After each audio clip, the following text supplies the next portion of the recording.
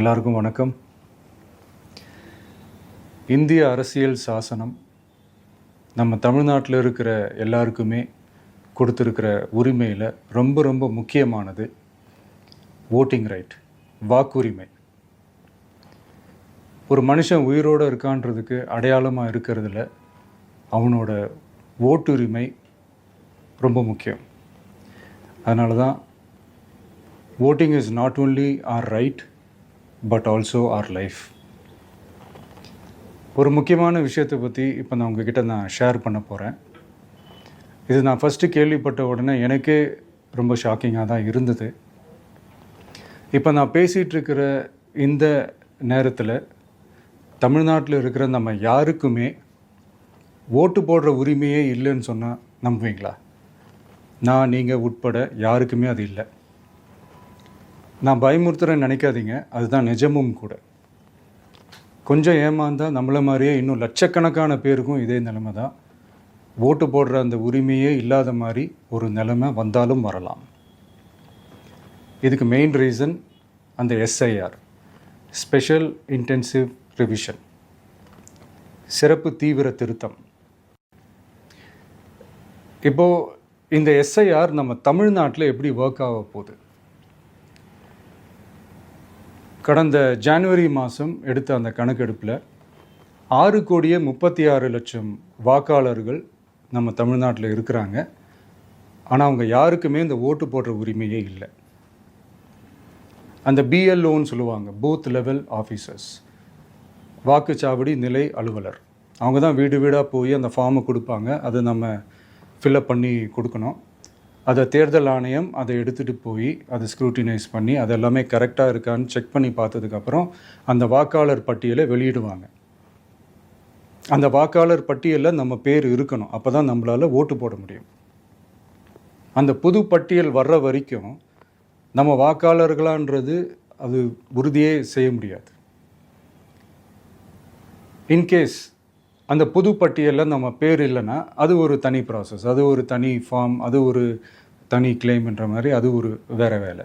So இந்த மாதிரி நிறையா சிரமங்கள் குழப்பங்கள் இருக்கிறதுனால மக்களுக்கு இது மேலே ஒரு கன்ஃபியூஷன் ஒன்று இருக்குது. இது என்ன வெரிஃபிகேஷனா இல்லை ஒரு மறைமுக ரீரெஜிஸ்ட்ரேஷனா இல்லை இது ஒரு நியூ ரெஜிஸ்ட்ரேஷன் மாதிரியே தானா அப்படின்ற மாதிரி நிறைய கன்ஃபியூஷன் இருக்குது.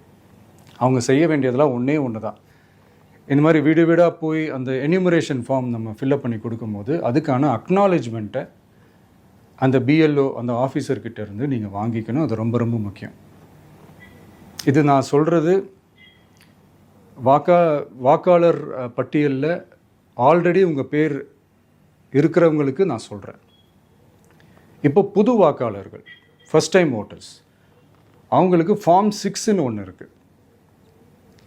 அதை நீங்கள் ஃபில்அப் பண்ணி நீங்கள் உங்கள் ஏரியாவில் இருக்கிற சம்மந்தப்பட்ட அந்த உங்கள் அலுவலகத்தில் நீங்கள் டைரெக்டாகவும் சப்மிட் பண்ணலாம், இல்லை நீங்கள் ஆன்லைன்லேயும் சப்மிட் பண்ணலாம். அப்படி ஆன்லைனில் நீங்கள் சப்மிட் பண்ணிங்கன்னா அதுக்கான ஸ்க்ரீன்ஷாட்டை எடுத்து வச்சுக்கோங்க.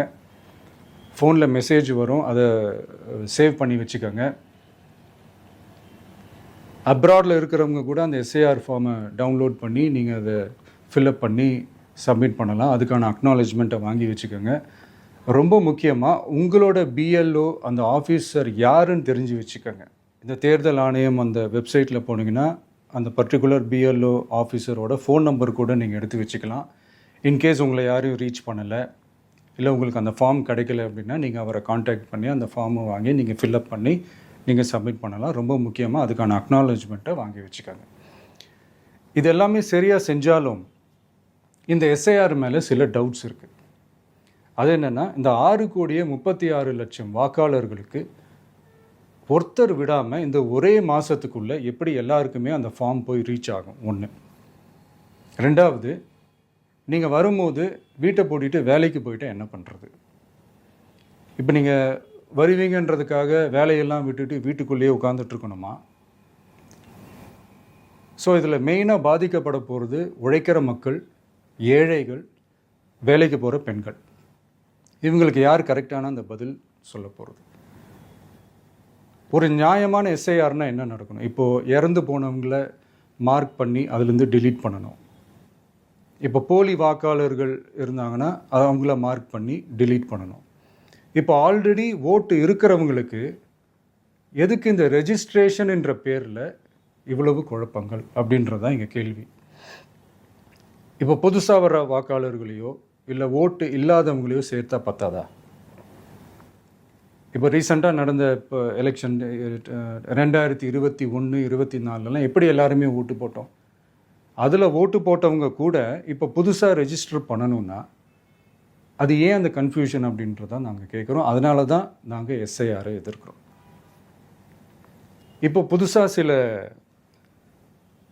கம்ப்ளைண்ட்ஸ்லாம் வர ஆரம்பிக்குது. அது என்னென்னா முக்கியமாக நம்மளுடைய டிவிகே தோழர்களுக்கு அந்த ஃபார்ம் கிடைக்க மாட்டேங்குது, கொடுக்க மாட்டேன்றாங்க அப்படின்ற சில கம்ப்ளைண்ட்ஸ். இது யார் பண்ணுறாங்க அப்படின்றது நான் தான் சொல்லி தெரிய வேணும்னு ஒன்றும் அவசியம் இல்லை உங்களுக்கு. இப்போ இருக்கிற ஆட்சியாளர்கள் அவங்களுக்கு கைப்பாவையாக இருக்கக்கூடிய சில பேர் வந்து இதை செய்ய ஸ்டார்ட் பண்ணியிருக்கிறாங்க. அதனால் மைடியர் வர்ச்சுவல் வாரியர்ஸ், இதை வந்து சாதாரணமாக எடுத்துக்காதீங்க. இது எல்லாருக்குமே அந்த ஃபார்ம் போய் ரீச் ஆகணும். இதில் ரொம்ப உறுதியாக இருங்க. அதையும் மீறி உங்களுக்கு அந்த ஃபார்ம் கிடைக்கலன்னா இருக்கவே இருக்கும் ஆன்லைன். தேர்தல் ஆணையம் அந்த வெப்சைட்டில் போய் அந்த ஃபார்மை டவுன்லோட் பண்ணி நீங்கள் ஃபில்அப் பண்ணி சப்மிட் பண்ணலாம். உங்கள் வீட்டில் இருக்கிறவங்களுக்கு நீங்கள் செஞ்சு கொடுங்க, பக்கத்து வீட்டில் இருக்கிறவங்களுக்கு செஞ்சு கொடுங்க, தெரிஞ்சவங்களுக்கு, தெரியாதவங்களுக்கு, பழகினவங்களுக்கு, பழகாதவங்களுக்கு எல்லாருக்குமே நீங்கள் தயவு செஞ்சு கொடுங்க. அண்ட் ரொம்ப முக்கியமாக நம்ம ஜென்சி கிட்ஸ், நம்ம ஃபஸ்ட் டைம் ஓட்டர்ஸ், நம்ம புது வாக்காளர்கள், நம்ம நண்பா நண்பிகள், அவங்க ரொம்ப கேர்ஃபுல்லாக இருக்கணும். நான் ஆல்ரெடி சொன்ன மாதிரி உங்களுக்கான ஃபார்ம், அந்த ஃபார்ம் நம்பர் 6, அதை கரெக்டான டீட்டெயில்ஸோட கரெக்டான உங்கள் டாக்குமெண்ட்ஸை வச்சு அதை சப்மிட் பண்ணுங்கள். ஏன்னா வரப்போகிற தேர்தலில் நீங்கள் தான், அந்த ஜென்சி வாக்காளர்கள் தான் மிக முக்கியமான ஒரு ஃபோர்ஸ் அப்படின்றது எல்லாருக்குமே தெரிஞ்ச ஒரு விஷயம். அதனால் உங்களை டிஸ்டர்ப் பண்ணுறதுக்கு, உங்கள் பேரை அதில் இன்க்ளூட் பண்ணாமல் செய்கிறதுக்கு என்னென்ன வேலைகள் செய்யணுமோ, என்னென்ன தில்லுமுள்ளு வேலைகள் செய்யணுமோ எல்லாமே அவங்க செய்வாங்க. இது நமக்கு எல்லா திசையிலையும் எல்லா பிரச்சனைகள் கொடுத்துட்டு தானே இருக்கிறாங்க. அது டிஃபால்ட்டாக நடந்துட்டு தான் இருக்கும், அது ஒன்றும் பண்ண முடியாது. ஸோ அந்த மாதிரி ஓட்டு போடுற விஷயத்துலேயும் அவங்க என்ன உத்தரமராக மாறவா போகிறாங்க? இப்போ நான் சில மீட்டிங்ஸ்லலாம் ரிப்பீட்டடாக ஒரு விஷயம் நான் சொல்கிறேன்ல, 2 பேருக்கு நடுவில் தான் போட்டி அப்படின்ட்டு. அது மேடைக்கு மேடை அவங்க அதை ப்ரூவ் பண்ணிகிட்டு இருக்கிறாங்க. அதனால் தோழர்களே, வரப்போகிற தேர்தலில் நம்ம யாருன்னு காட்டணும், நம்ம பலம் என்னன்னு காட்டணும். அதுக்காக அந்த பலமான, அந்த பவர்ஃபுல்லான ஆயுதத்தை நம்ம கையில் எடுக்கணும். அந்த ஆயுதம் வேறு எதுவுமே இல்லை, ஓட்டு, வாக்கு, ஜனநாயகம். அது இருந்தால் தான் நம்ம அந்த வெற்றியை நோக்கியே நம்மளால் பயணிக்க முடியும். தமிழ்நாடே அந்த வாக்குச்சாவடி முன்னாடி திரண்டு நிற்கணும். அதை பார்த்துட்டு தமிழ்நாடே தமிழக வெற்றி கழகமா, இல்லை தமிழக வெற்றி கழகம் தான் தமிழ்நாடா அப்படின்ற மாதிரி இருக்கணும். வீடுன்னு ஒன்று இருந்தால் தான் ஓடு மாற்ற முடியும்னு அறிஞர் அண்ணா அவர்கள் சொல்லியிருக்கிறாங்க. அந்த மாதிரி ஓட்டுன்னு ஒன்று இருந்தால் தான் இந்த நாட்டையே காப்பாற்ற முடியும். அப்புறம் இன்னொரு முக்கியமான விஷயம், அந்த எனிமரேஷன் ஃபார்ம் நீங்கள் ஆன்லைனில் நீங்கள் ஃபில்அப் பண்ணும்போது அதில் ஒரு சில ப்ராப்ளம்ஸ் வர்றதுக்கு வாய்ப்பு இருக்குது. அது உங்களுடைய ஓட்டர் ஐடியில் இருக்கிற உங்கள் பேரும், ஆதார் கார்டில் இருக்கிற பேரும், அந்த ஸ்பெல்லிங், இனிஷியல்ஸ் எல்லாமே ஒரே மாதிரி இருந்தால் தான் அது அக்செப்ட் ஆகும், இல்லைன்னா அக்செப்ட் ஆகாது. அது கொஞ்சம் கேர்ஃபுல்லாக பண்ணுங்கள். அது கொஞ்சம் யூசர் ஃப்ரெண்ட்லியாக இருக்கலாமேன்னு கேட்டதுக்கு அதெல்லாம் முடியாது, அதுக்கெல்லாம் வாய்ப்பு இல்லை, அதுக்கெல்லாம் ஆளுங்க இல்லை, பண்ண முடியாதுன்னு ரிப்ளை பண்ணிட்டாங்க. ஸோ அதனால் மைடியர் டிவிகே தோழர்களே, மைடியர் ஜென்சி படை பலமே, உஷாராக இருங்க, கான்ஃபிடெண்ட்டாக இருங்க, நல்லதே நடக்கும், வெற்றி நிச்சயம். மீண்டும் சந்திக்கும் வரை நன்றி, வணக்கம்.